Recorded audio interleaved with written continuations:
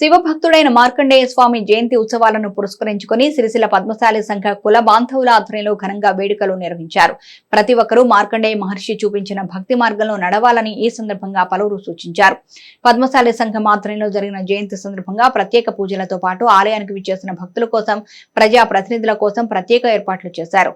ఉత్సవమూర్తుల పురవీధుల శోభాయాత్ర సందర్భంగా పెద్ద ఎత్తున తరలివచ్చిన మహిళలు మంగళహారతులు సమర్పించి మార్కండేయ స్వామి వారిని దర్శించుకున్నారు. అనంతరం పద్మశాలి సంఘం భవనంలో భక్తుల కోసం అన్నప్రసాద వితరణ కార్యక్రమాన్ని కూడా ఏర్పాటు చేసినట్లు సంఘం ప్రతినిధులు తడక బాలకిషన్, తాటిపాముల లక్ష్మీనారాయణ, గూడూరి భరత్, మల్లేశం, కృష్ణహరి, దేవానందం, బాలరాజు, లక్ష్మీనారాయణ, మనోహర్, ప్రభాకర్, దశరథం తెలిపారు.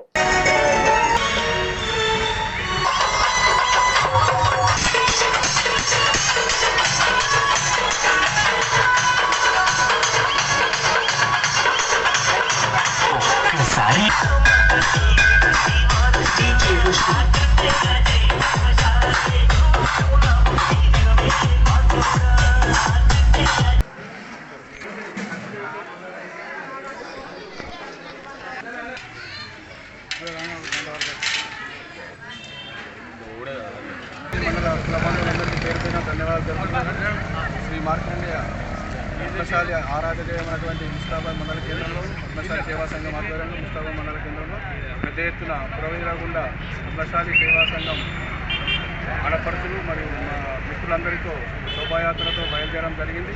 ఈ శోభాయాత్రకు ఇచ్చేసినటువంటి మా పెద్దలందరూ, నాయకులందరికీ పేరుపైన ధన్యవాదాలు.